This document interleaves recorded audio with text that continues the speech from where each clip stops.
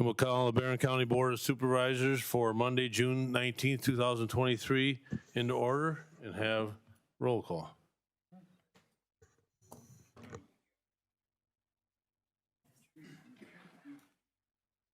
Oop, I gotta keep her down there. Find that cursor. Whoop, whoop, whoop, there we go, right down there. Boom. Whoop. About as bad as those 3 and 4 hitters here. There you go. Yeah. Couldn't hit a darn. All right, we're waiting to connect. We're waiting for Punky and Gary Taxtell. I'm getting in there. Hold on. He's working on her here hard. Can we say the 27 right here? She's already said a couple things. Kind of funny. Do you say that or do I say it? Okay. Here come the guy. All right, there are 27 present. Craig Turcott and Gary Nelson will be absent today. Public notification. Wendy Coleman, my executive assistant, has complied with Wisconsin open meeting requirements. Meeting agendas have been posted on electronic meeting notice boards located on the first and second floor of the Government Center, first floor of the Justice Center. A hard copy of the meeting agenda has been posted at the county clerk's office. She has verified the proper posting of the meeting. This is the Barron County Board of Supervisors for June 19th, and this agenda was posted on the 14th at 3:58 p.m. Okay, the invocation will be by Pastor Todd Aronson from the Red Cedar Church in Rice Lake. Will you join me in prayer? Our gracious, loving Heavenly Father, God, we thank you for Barron County and the leaders that represent all the people of Barron County. God, we just ask that you will bring unity in the business that is before us. God, we ask for them to be able to enjoy it, enjoy their time together. We already see that they enjoy their time together. And God, we just ask that the work that is before them be a joy for them. And may they represent well the people. And God, may they do this business in your name and by your authority with your wisdom. In Jesus' name we ask, amen. Amen. Thank you, Pastor. I pledge allegiance To the flag of the United States of America and to the republic for which it stands, one nation, under God, indivisible, with liberty and justice for all. Okay, item number 3, special matters and announcements. I have 3. I don't know how many are where, but Mark, Mr. Servey, our highway commissioner, has submitted his retirement notice, and he will be done. His last day will be Thursday, August 3rd will be his last day in the office. So we wish Mark well in retirement. Second, Supervisor Efforts is done with the Mosaic grant. He was serving on their committee, helping them, and actually, I believe, did a great job. I thank you, Bill, for getting that coordinated and getting their community center set up, but he's done with that. And then finally, we got very short notice of the Joint Review Board for the City of Barron, so I talked to the chairman, and he appointed me to serve in lieu because we just didn't have time to amend the agenda, and that's going to happen this Wednesday at 4 o'clock. So that's what I have for special matters and Well, you're the announcements. best one anyway, so what the heck.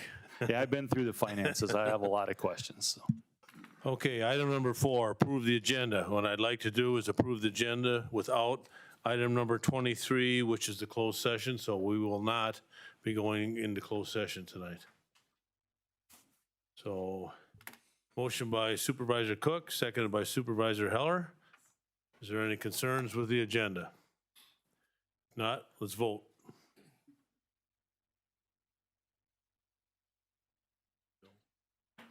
Oh,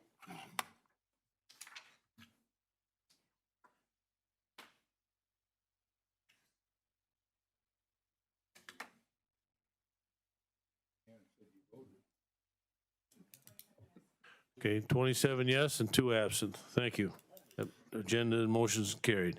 Item number 5, approve the minutes of May 15th, 2023. Motion by Supervisor Langman, seconded by Supervisor Olson. Does anybody have any concerns with the minutes in May?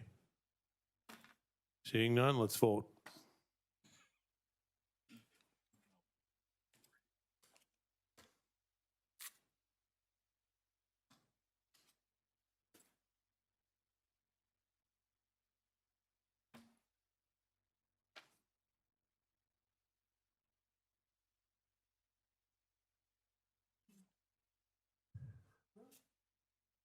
Stacy, have you voted?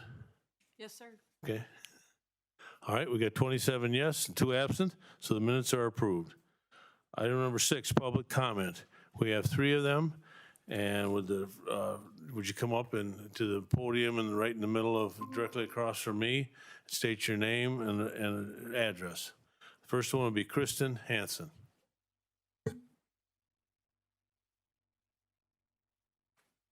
And Kristen, I don't know if you're aware, they have 3 minutes. Yep. Okay. I timed myself and everything. So, All right. Good evening. My name's Kristen Hansen. My address is 702 North Mill Street, number 2 in the city of Barron.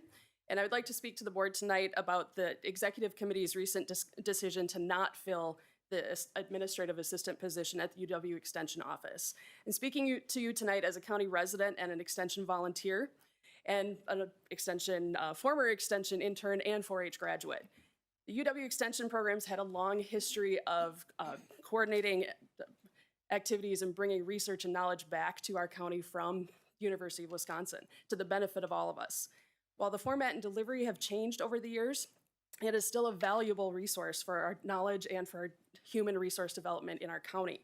For each program developed, there is a level of organization that must take place to make sure all of the events run smoothly. Facility requests, program promotion, program registration, collection of fees, record keeping of attendance, and so on and so on. This is for each and every event.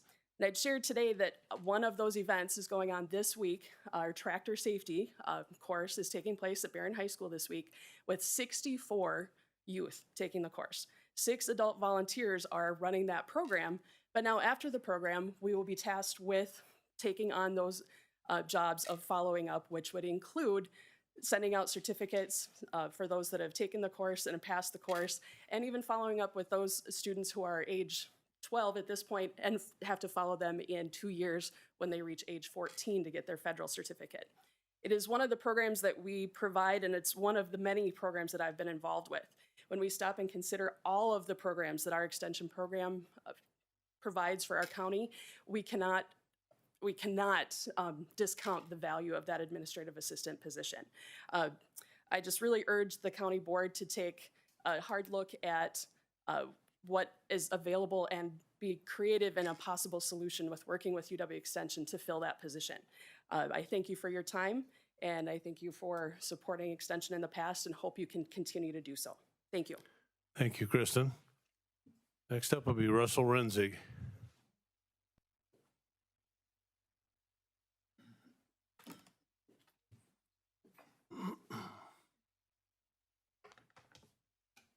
Russell Renzig, 2106 29.5 Avenue, town of Oak Grove. I was really surprised a week ago Sunday when I learned from one of our extension people that the county's executive committee had not approved renewing the position that was held by Kim Grover for the past 40 plus years. In fact, I came back to Barron County the same year that Kim was hired, and one of the reasons I came back to Barron County was because of the strong 4-H program, the strong extension program, and one of the best fairs in the state in the Barron County Fair.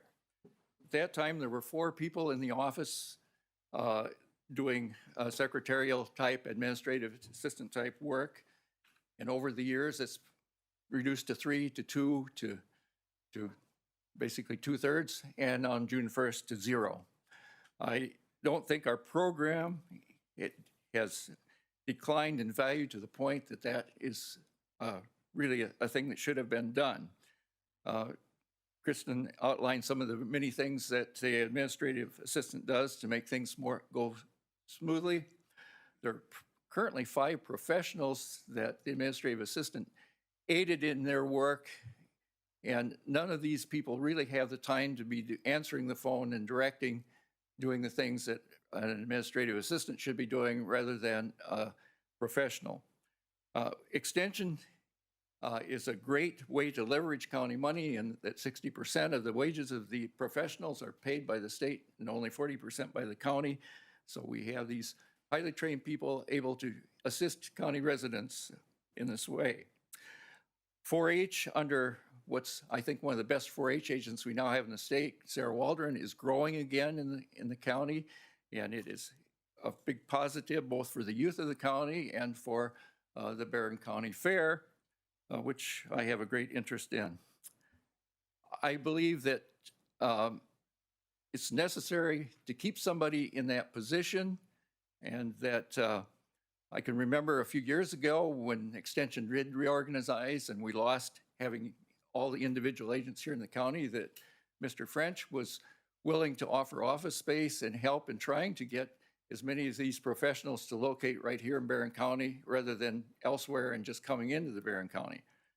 Unfortunately, we weren't totally successful in this, and that Lori Beltrissis chose to office out of Spooner, and a couple of the others have been out of St. Croix Falls and River Falls. But they are in the county as needed. So I think this decision by the executive committee should be revisited. Looking at the minutes from the extension committee, there was a discussion, but no action was taken, and I was really surprised then that the executive committee took the action that they did to basically deep six that position. And I think going forward, it really is a move in getting Barron County out of extension. And if we want to save that kind of money, lose that kind of professional. Russ, time is up. So thank you for considering it, and I hope that I will be back in July where this can be discussed more completely. Thank you, Russ. Third one, Patty Green. I think they said everything that I don't think I can add anything to that. Okay, thank you, Patty. Typically, you're not supposed to answer public comment, but I change the rules once in a while on that. And I just, for the whole board, just so you know, it was a 6-3 vote, or actually 5-3 vote. There's only 8 members that voted to not replace that extension position. I did receive a call from one of Bill Schradel's constituents today. He was a farmer. We talked about what the executive had done and explained to him that, you know, we're talking about adding 2 police positions, and I fully believe agriculture is an extremely important business in Barron County, and we are not diminishing how the board or anybody here feels about our ag industry, because it's very important. But there's a lot of things that we don't like in this world now, and everybody's had to do more with less, and that's the position that the majority of the people of the executive took. So we opted to go hopefully with the police officers tonight, and extension, hopefully they'll be able to keep doing what they're doing, or actually get the state to kick in some more money toward it. So item number 7, progress update on the highway facilities. Our highway commissioner, Mark Survey.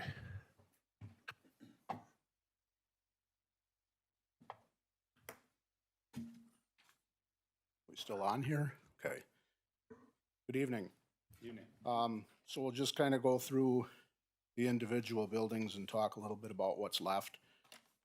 In unheated building number 1, there's a little bit of IT work left, door swipes, some cabling to be run, and the door operators installed for the swipes.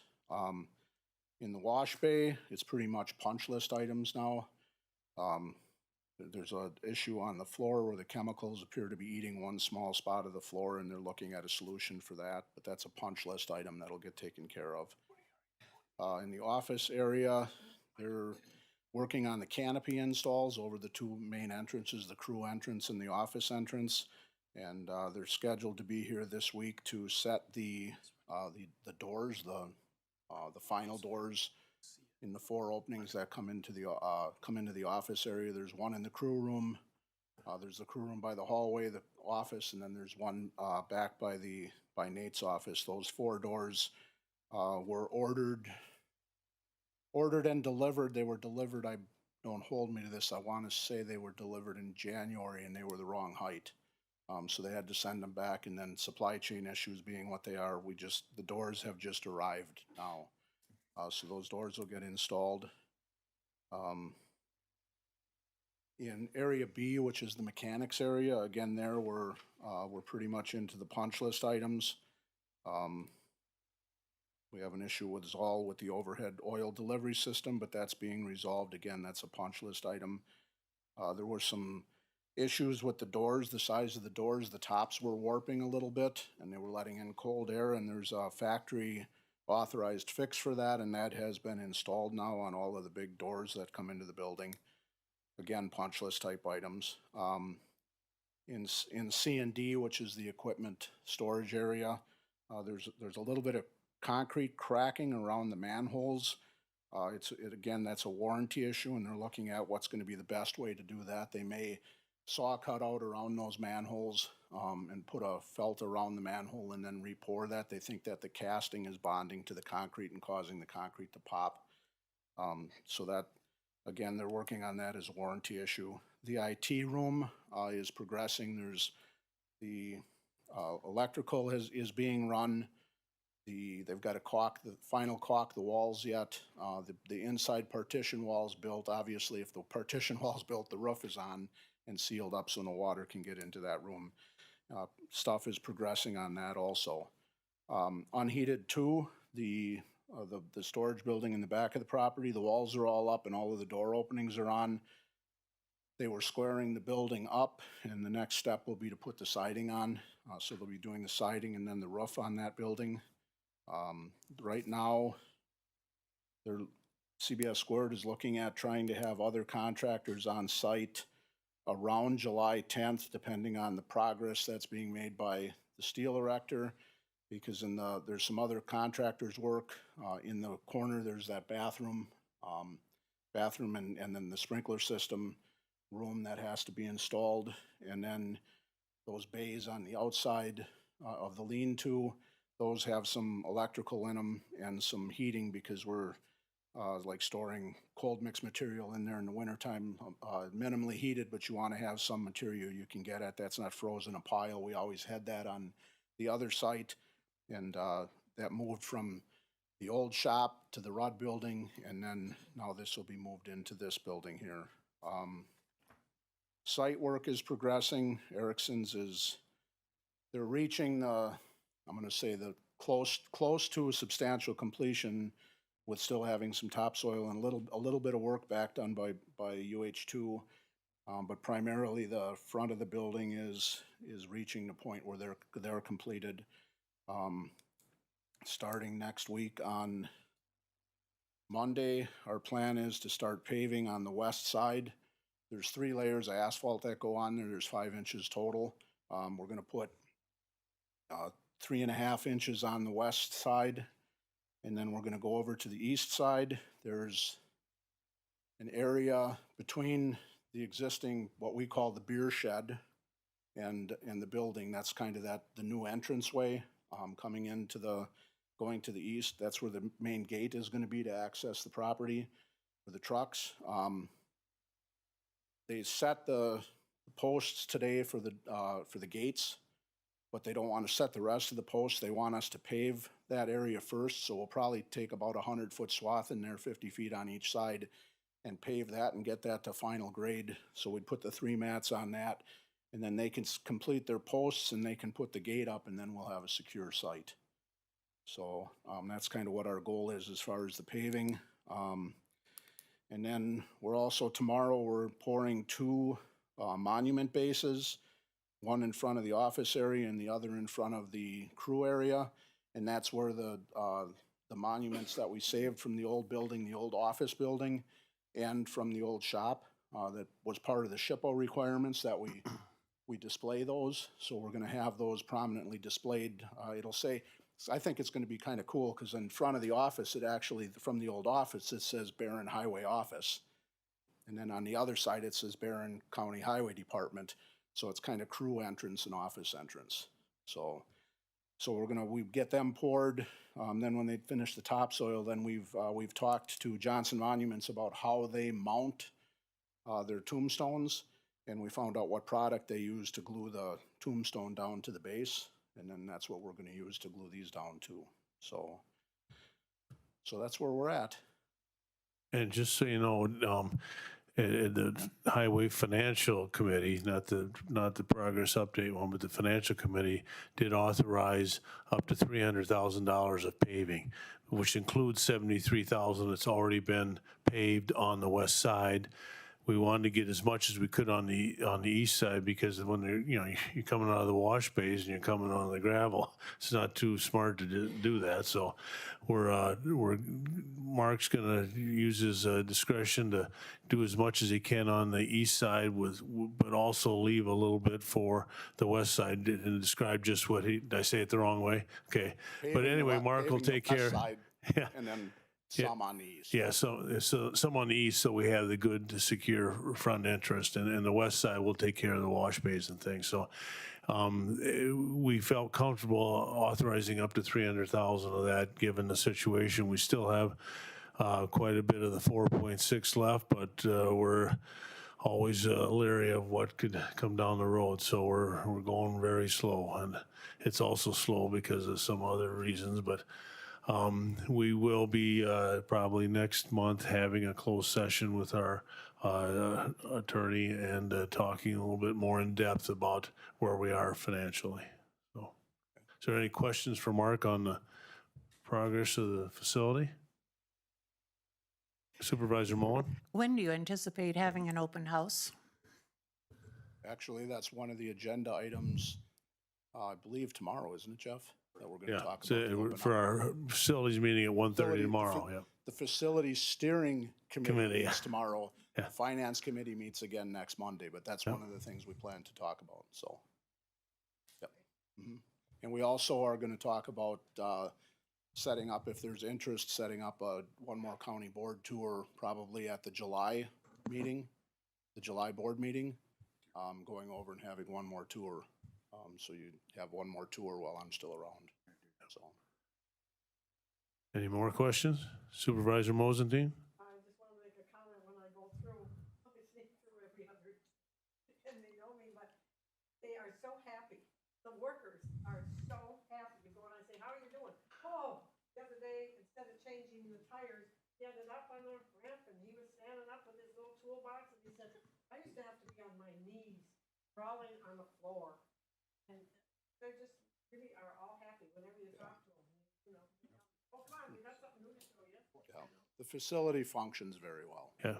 You give it a few financial snafus, I think that we're going to be happy with the building in the end result, so. Any further questions for Mark? Supervisor Hanson?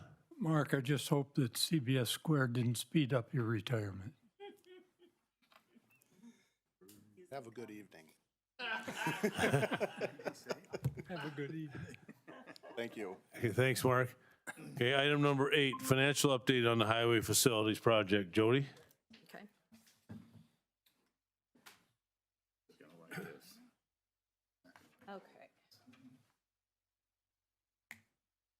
Okay, this is also what's in your packet, but we're just taking a look at through the end of May. So far this year, we've expended about $695,000.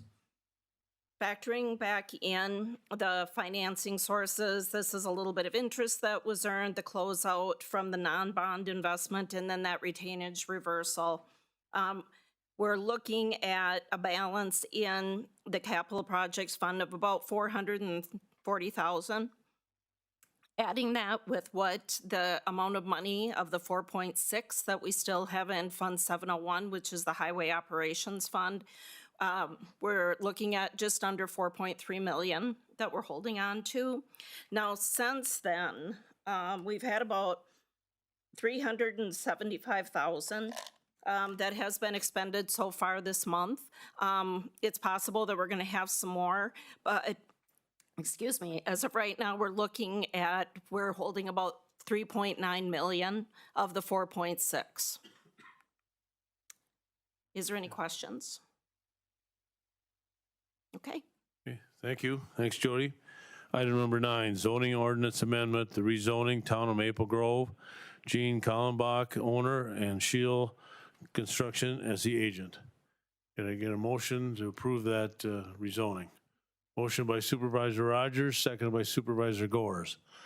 Was there any concerns with that? Seeing none, we'll vote.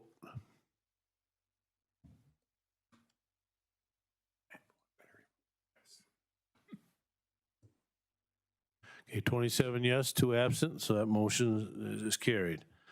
Item number 10, zoning ordinance amendment, rezoning Town of Cumberland, Raymond Wick, owner, and Travis Erickson, agent. Motion by Supervisor Gusalik, seconded by Supervisor Heineke. Anybody have any questions or concerns there? If not, let's vote.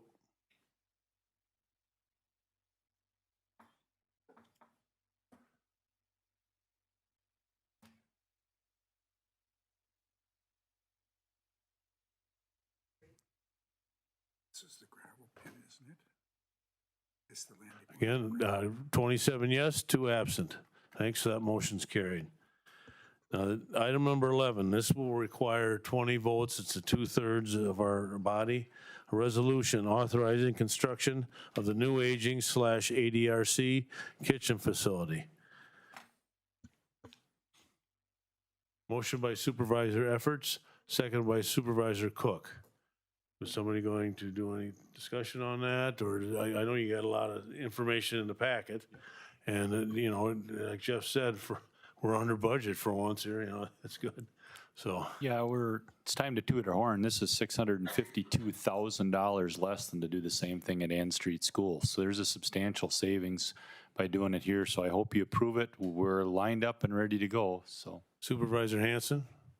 When I go to pick up my Meals on Wheels, do I still get them in Rice Lake? When I'm delivering?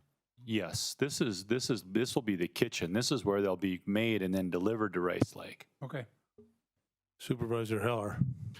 Yeah, we went through this a number of times in the property committee, and throughout that time, there's been a lot of evaluation on the advantages to it with the savings electrical and that the county already owns the property, et cetera. And I think it's a great idea, and I think we should support it wholeheartedly. Supervisor Taxtell? I just ask one thing, that the staff that work in the kitchen have a chance to look at the plans on how the food prep flows before you do anything, because Supervisor Roger asked Darby Smith when we voted on this, and she said she was all for it. As far as I know, I haven't been included, Gary, but Steve Olson's been telling me they've been in on it, and they know the equipment they're gonna get, so. And they're on the committee. If you see in Jeff's update, he's got the committee, or maybe it was on the resolution. It's got some of the board members as a voting committee, but then there's about 5 other people, which includes Darby and Jen Jaco as part of the committee. So they will be right there with us as we go through it. If there's any changes, this has been pretty scoped out. I don't plan on calling the committee unless there's a reason, because Steve's been working, Supervisor Heller is right. We've been working on this now at least 2 full years. I mean, if there's a muck up now, I don't know where it's going to come from, but who knows? Supervisor Patty Anderson.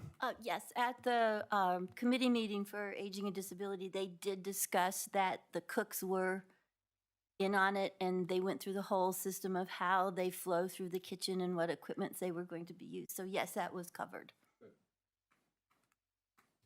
Seeing no further comments, let's vote.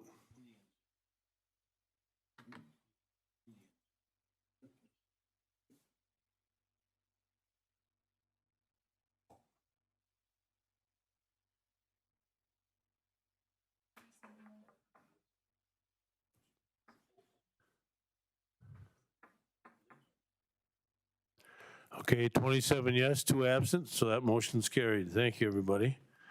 Item number 12, approval of the K-9 agreement. Now, this one does not require 2/3, but because the sheriff's going to handle it in his budget for 2023, and then we'll have 2 new positions for next year, I think we're going to I'm going to request a 2/3 vote that we get for this approval. Motion by Supervisor Gusalik, second by Supervisor Heller. Sir, you want, there was a lot in the packet. Do you want, maybe Sheriff, could you come up just in case there's any questions, anything you want to say, really? Yes, yeah, you're right. This is on the K-9, excuse me. Yep. This is a unique opportunity. This is we have $30,000 budgeted for a new canine. Our canine gets replaced about every 7 years. Canine code is retiring next year, budgeted $30,000 in SISA. And then I talked to Jody about that, we'll get the 30,000, we won't request the $30,000. Won't request it next year, we're gonna cover it, we have a unique opportunity, he's a dog, county's protected, this is.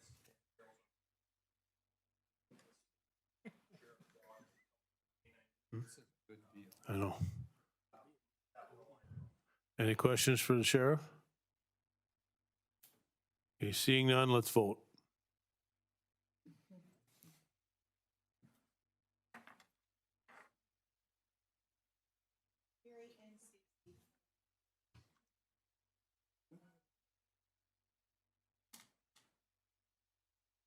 Gary?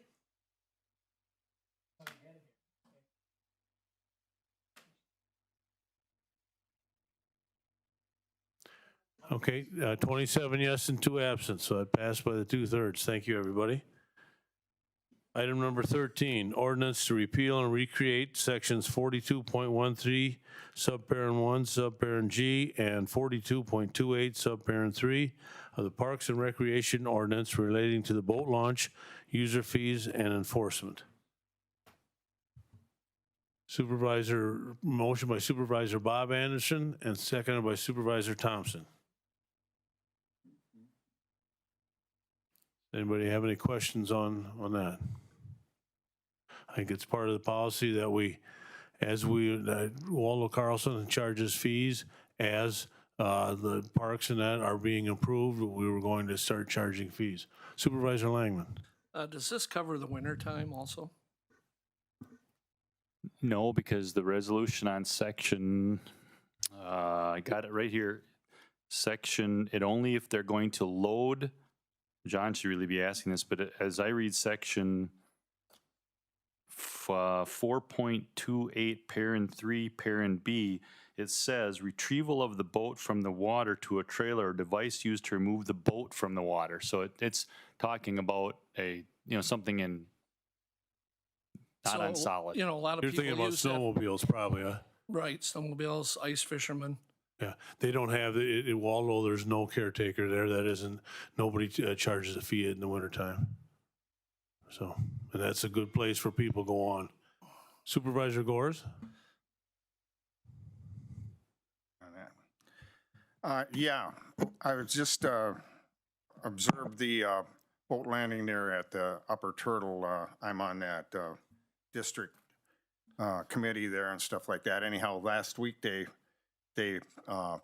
fixed that boat landing. They had to try to move the two of the pieces of concrete over to the south because they were shifted and stuff like that. And they also used a full truckload from the county, or triaxle from the county trucks there to put rose rock in there, or probably about 4-inch rose rock and stuff like that there to try to fill the holes up and the voids there from the power loading that they get. And anyhow, I talked to the Parks and Recreations guys and stuff like that there too, and they sit there and they says that power load, I says, well, that rock there will probably stay in there pretty good for if they do some power loading. And he sit there and he says, no, he says, we put in rocks that have been probably about that big. And he says, and power loading will blow them out of there too.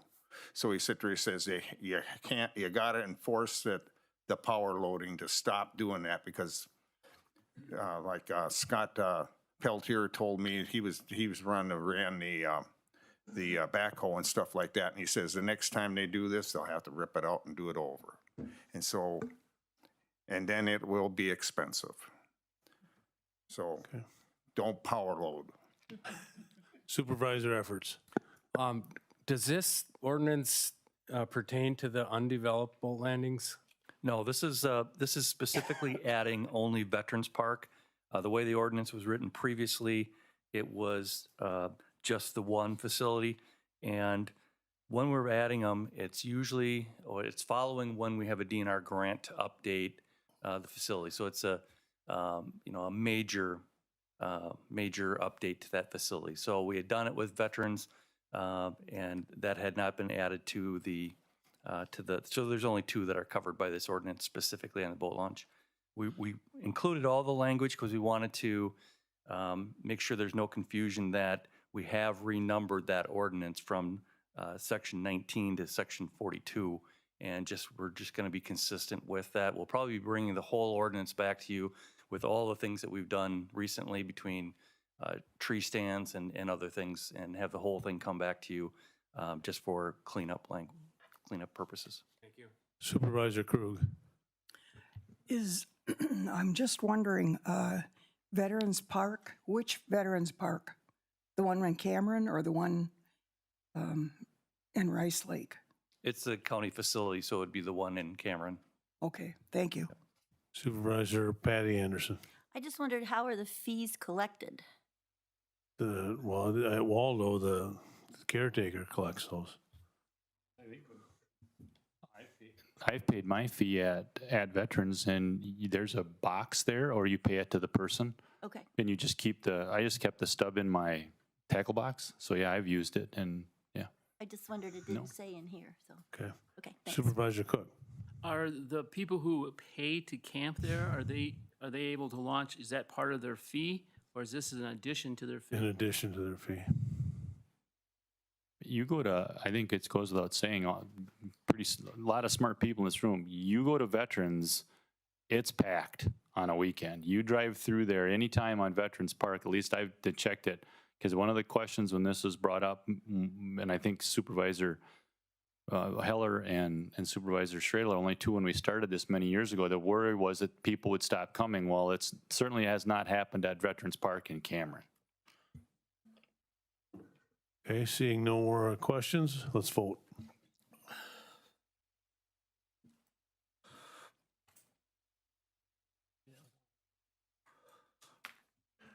Okay, 26 yes, 1 no, and 2 absent.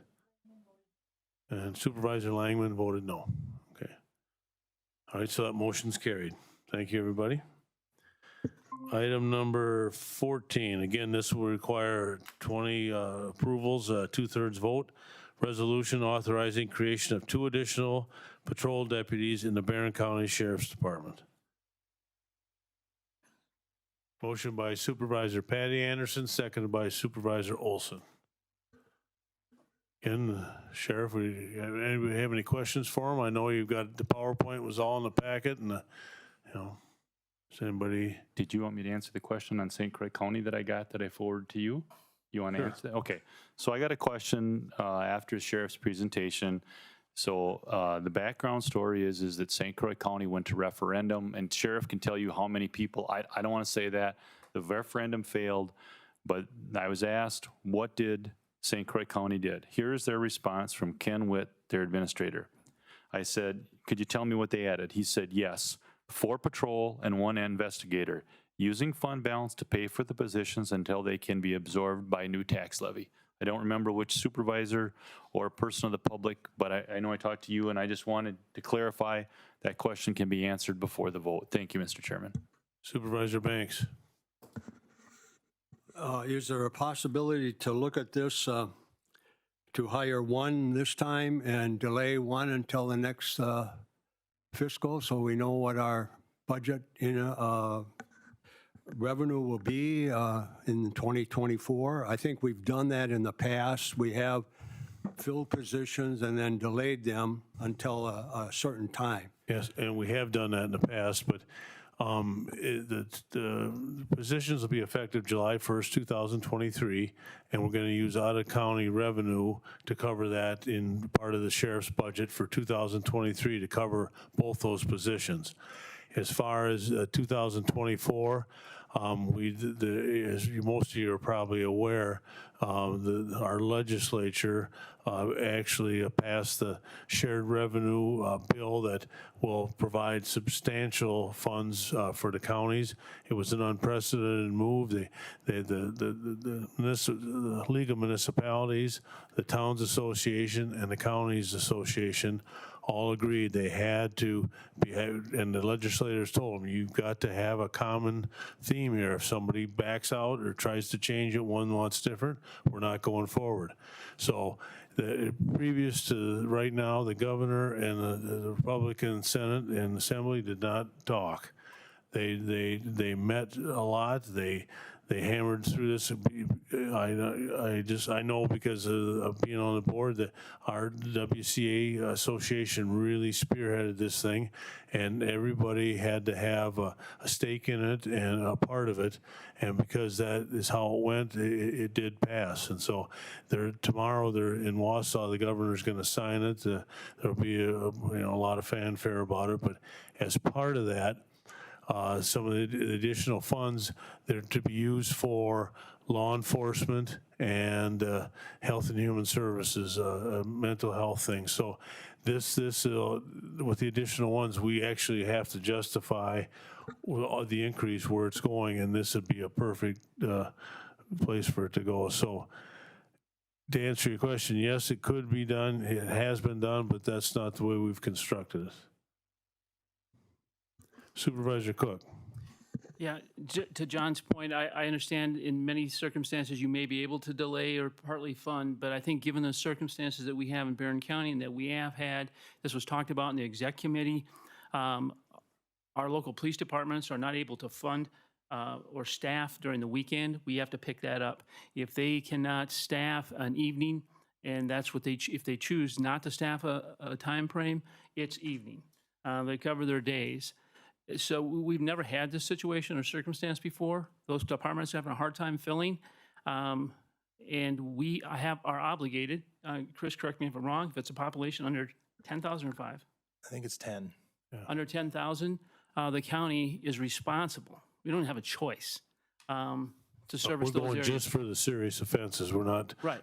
doing dog licenses. I understand. Right.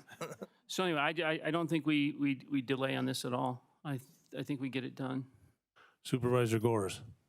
Yeah, I guess these, there's probably two things here running together here. I guess being that this is kind of taking away from the extension fund there or whatever to kind of fund this, I guess I don't want to not support this. However, at the same time, I guess I don't want us to go away from the extension part of it, because what it amounts to is I think it's pretty important there with there's 470 kids there in 4-H this year, and there's so many guidelines and stuff like that, like Kristen says about tractor safety and all that kind of stuff. There's work to be done in that office, and I think that somebody has to be there to do some of it. Like Russell said there, what do you call it there? It was 3 positions, then it got to 2-1, now it's 2/3, then now it's done. I guess I would like to see something to show up in the 2024 budget to somehow figure out a way to fund that position, because I think it's important. I think that if we sit there and if you don't have the help in there, we got a pretty doggone good 4-H advisor right now, and might walk away from you if she hasn't got any help. That's where I look at it. Hey, Supervisor Schradel. Well, excuse me, I agree with Jim there. There you go. I agree with Jim there. I certainly know that if we had a private conversation with the sheriff, he'd probably say we need more than 2. I understand that because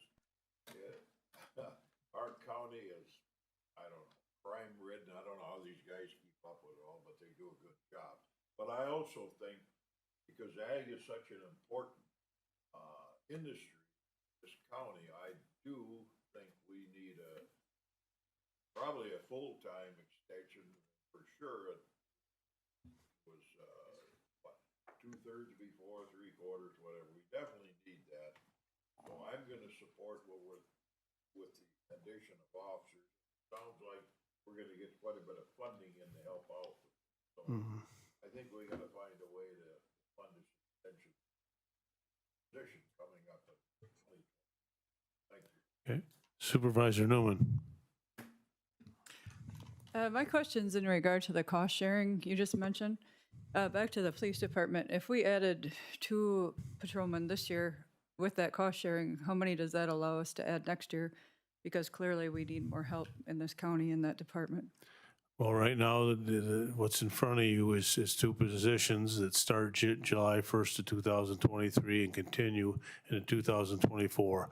That would have to be part of the sheriff's 2024 budget, and right now, that's not contemplated to have more than the 2. Is that correct, Sheriff? No, pardon.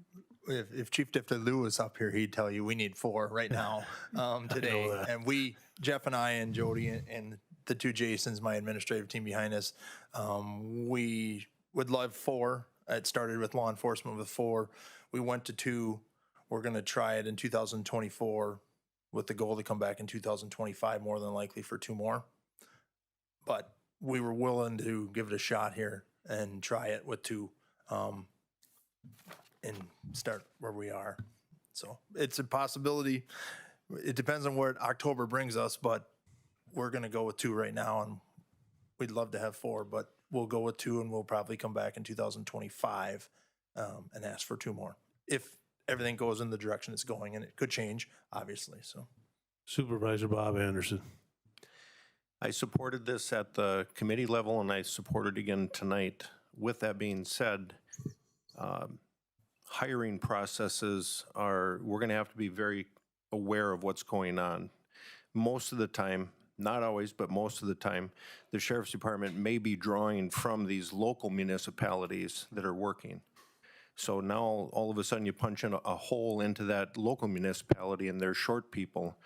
Then it comes back to we need more people here to be able to cover that municipality.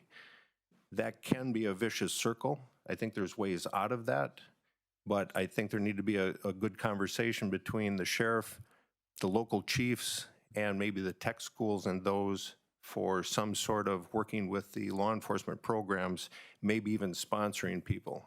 Because these local municipalities are doing a good portion of the training on these individuals, so the sheriff can pick them up when they're already trained. But that can turn into a vicious circle. And I know law enforcement committee as well as the sheriff is really aware of that, and if they can do it some other way, they certainly are. And we will if we can, but we'll hire the best people out there because, as obviously all the chiefs think they have the greatest department, I think we have the greatest department, and I'll continue to hire the best people that apply for the job. Supervisor Patty Anderson. I just wanted to let you know that the sheriff was gracious enough to come to the Bear Lake annual meeting, and we learned so much about what they actually do. And a lot of times they need a second person with them, and sometimes they're short of handling the drunk people. On Chetek Lake, we found out that Bear Lake was very quiet, but Chetek Lake is busy. So they do need extra. I knew Bob was going to not like that. Sorry. But that's what happened. Anyway. Territorial warrior.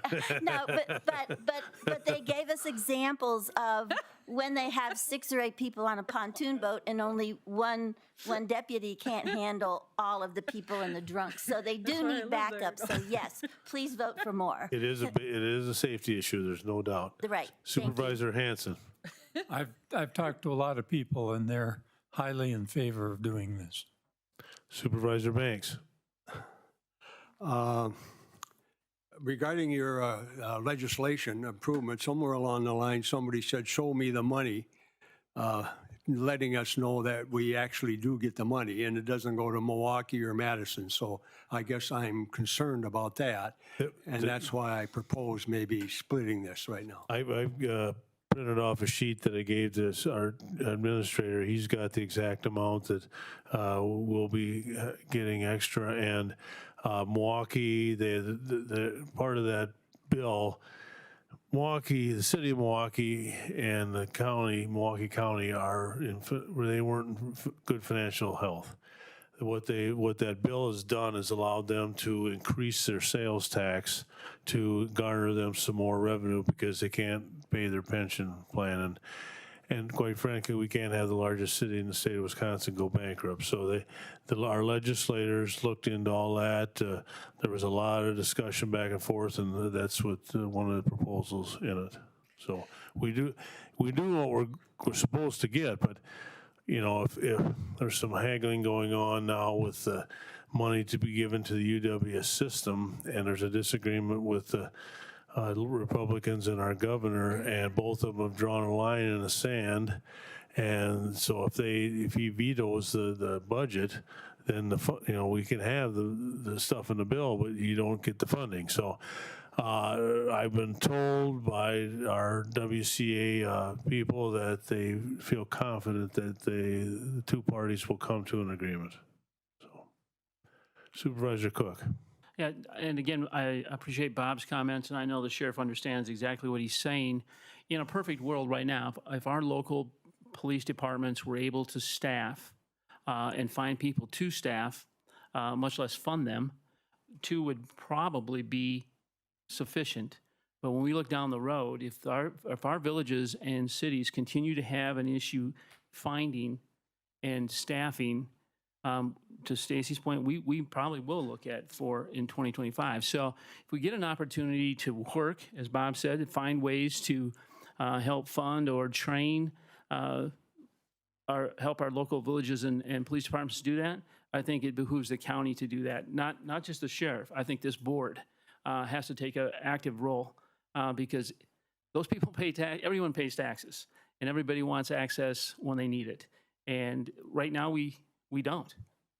One of the reasons Barron County is as great as it is because Barron County departments work together and Barron County works with the other villages in this county. So I see it as a collaborative effort, and I think we are trying to do that to the best we can. Supervisor Mosentein. We are always on the committee that views who's gonna be a policeman on our thing, and let me tell you, we used to have, 100 of applicants? Now we get the same 5 that we've refused for 3 years. It's not fun at all. I'm just embarrassed. But we need the help, and I was for 4. We need 4, but that's all right. A second? Oh, no, I can't do that. So, hold on, Supervisor Rogers. I've heard a couple of references to the amount, if all things go as we hope, that we know what the amount is going to be. Can that be shared? $750,000. Thank you. You do these 2 positions and you give pay raises, your $750,000's gone. Seeing no further comments, let's vote.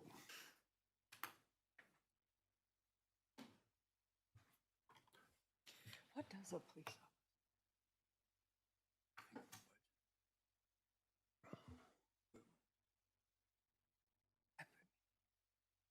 26 yes, 1 no, and 2 absent. So it does pass by a 2/3 vote. Supervisor Banks voted no. Okay, so that's carried. Item number 15, resolution establishing the 2024 Barron County Budget Preparation Guidelines and Budget Process Timeline. That's the same thing every year, isn't it? Please pass it. Yeah. Motion by Supervisor Taxtall, seconded by Supervisor Wenzel. Seeing no questions, let's vote.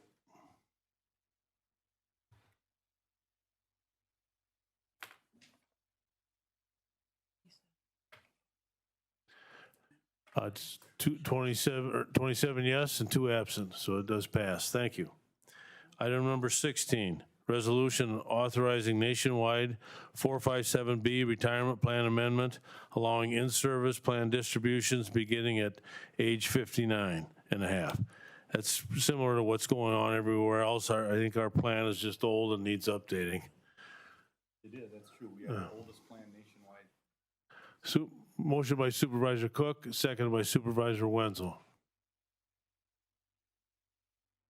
Seeing no concerns, let's vote.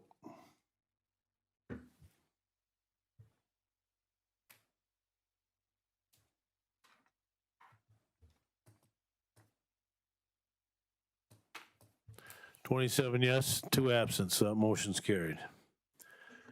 On to item number 17, resolution supporting Washburn County's ATV/UTV letter to the Wisconsin Counties Association. I think that packet was in your packet. I believe, if you remember a little history on that, what Washburn is asking for is something that Barron County initially put in our ordinance. And we found out that the county cannot be more restrictive than what the state law is. So we had to change our ordinance to comply with the state law. And what Washburn is asking, along with some other counties, is that the legislature look at it and specifically look at the bottom and top, the bottom of the first page and top of the second one to change the rules that the state has to be tougher on what's going on with the ATVs and UTVs. So Washburn has sent in their resolution. We have, if you approve it, we'll be sending our resolution. I'm actually on the WCA Resolutions Committee. We meet August 7th, and we'll discuss each one of these items. Hopefully, if we pass it, this will go on. And then what happens is at the state meeting in September, they'll all be voted on by each county gets a vote. So, and all that means is we're saying to the WCA lobby people, hey, work hard on this, try to get it changed. You know, we can't change the law, but all we can do is advocate that it be changed. So, are there any questions or concerns on this? If not, let's vote. Okay, we got a motion by Supervisor Taxtall, second by Supervisor Gores. Supervisor Gooselik has a question. So what's the reason for Barron County not taking a stand on their own and doing their own resolution? They are. We're just using Washburn counties, aren't we? Well, you know, we're advocating the same thing. Okay. My other question is that what are our state legislatures saying about some of these issues? Are they just, they don't feel it's a concern? They're not aware of it? They're certainly choose not- aware of it. The Tavern League is a strong lobbying group.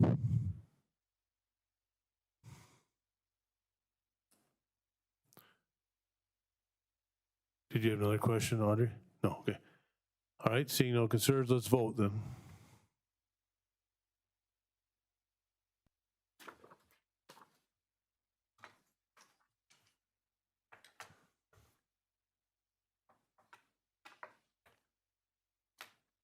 Twenty-six yes, 1 no, and 2 absent. Supervisor Gooselik voted no. Okay. Item number 18, the ARPA expenditures. Jody does a good job of telling us where we are at any point in time. Does anybody have, it was in our packet. Does anybody have any questions for Jody? Seeing none, we'll go on to number 19, report from our county administrator. The really important parts of this, Mr. Chairman and board members, are 19B and 19F, so I'll let Jody just dig into both of them.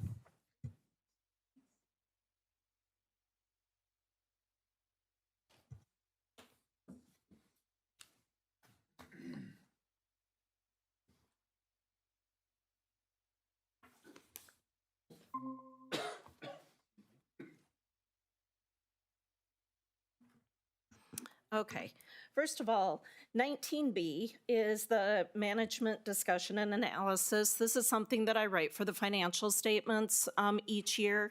I just invite you to read through it.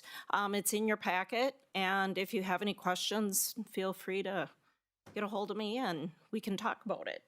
The other thing is first quarter financials, and we do this periodically so we can, it helps in our grant applications. It also helps with our bond rating by just having in the records that, you know, we're providing the financials to you so you can kind of see on a county level, countywide, of how things are looking. So we're going to look through first quarter financials through March 31st, starting with revenues.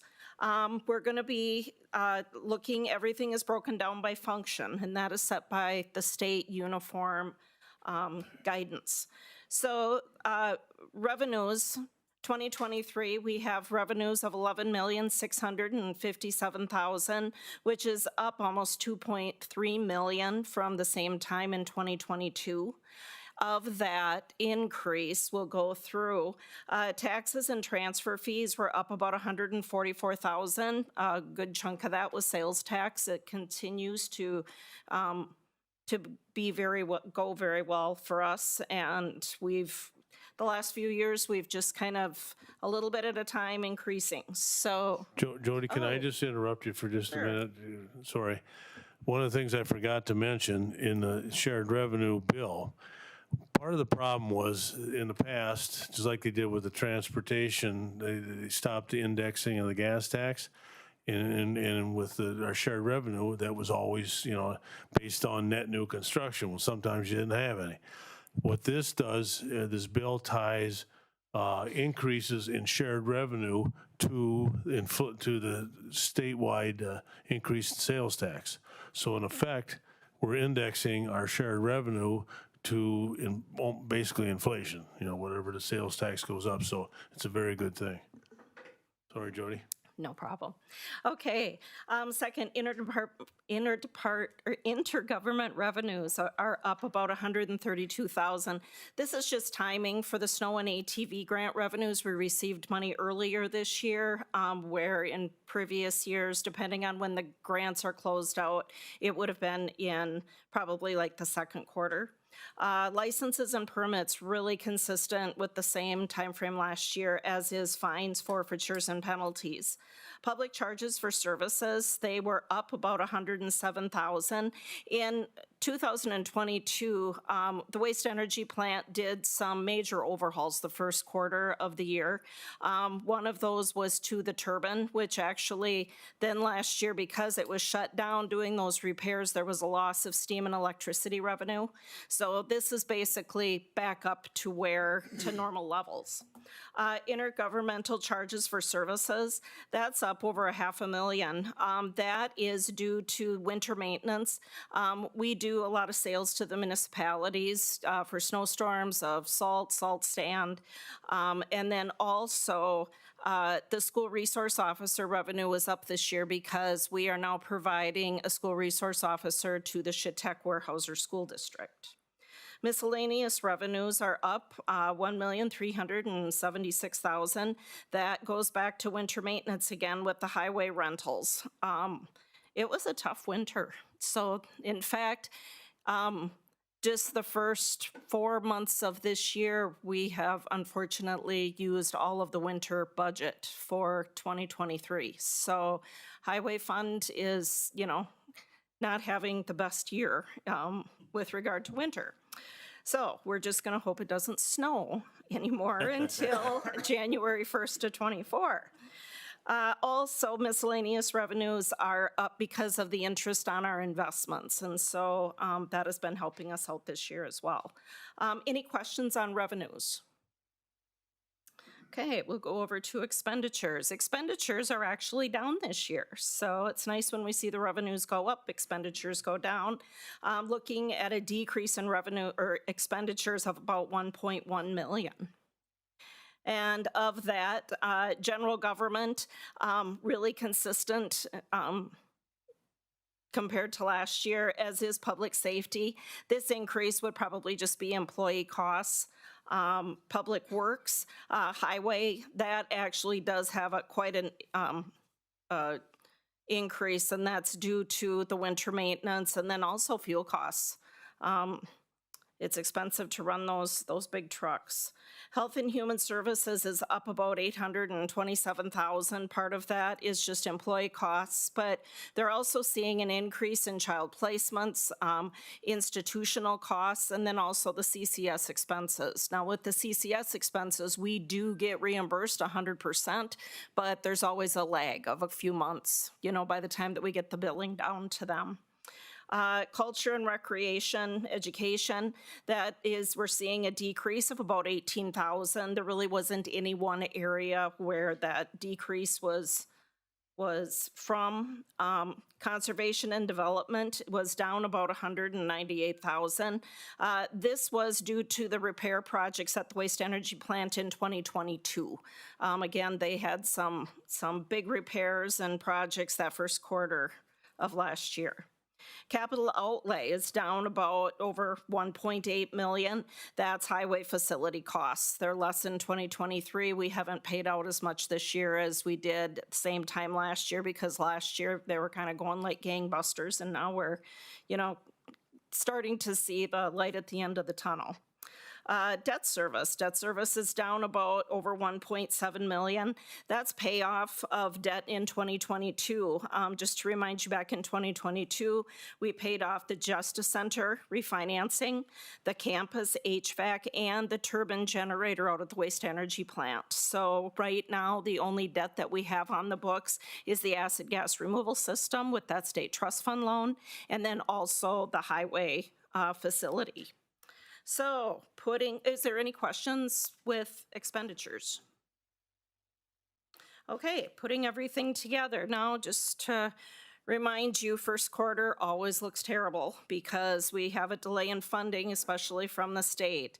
So if you look at the revenues of, the 11,657,000, total expenditures came in at 18,784,000. We're looking at a deficit of about 7.1 million. It's less of a deficit from 2022 by about 3.4 million, but it is a deficit still the same. So unassigned fund balance that we have is a little over 10 million.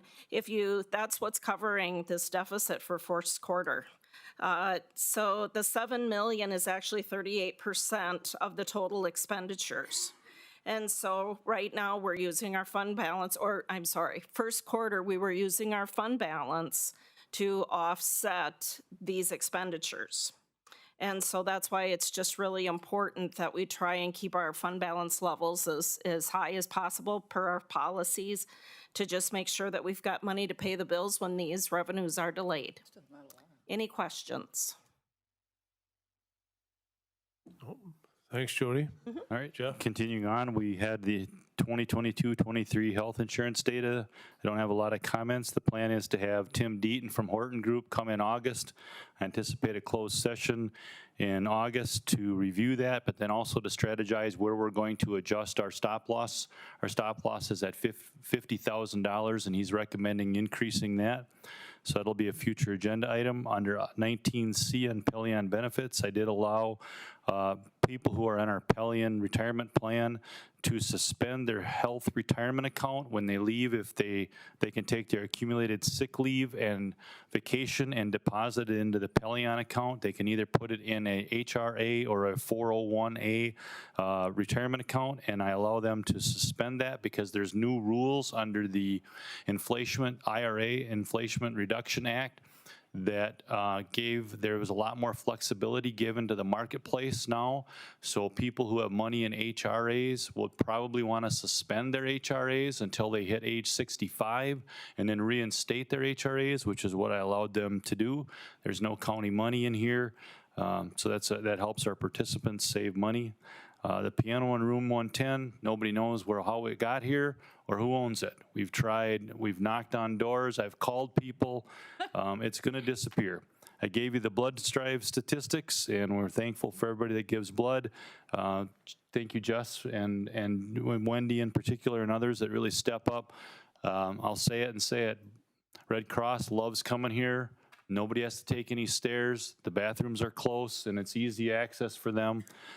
They would like to come more often, but we just can't tap. We can't tap people that many times, quite honestly. So there we go. So that's what I have for updates, and then my appointments are there, and that's what I have, Mr. Can I Chairman. do one motion for all the appointments? Yes, please. Can we get a motion to include all those appointments Jeff's recommending? Motion by Supervisor Efforts, seconded by Supervisor Bob Anderson. Does anybody have any concerns or questions with those? Seeing none, let's vote.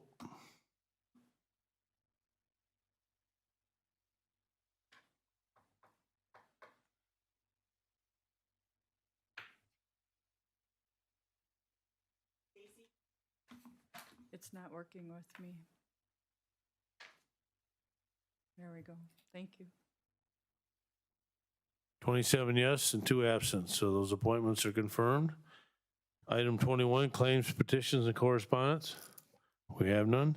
22, suggestions for future items. Jeff had it in his packet. I have the list, yep. And seeing nothing else, we'll adjourn by unanimous consent at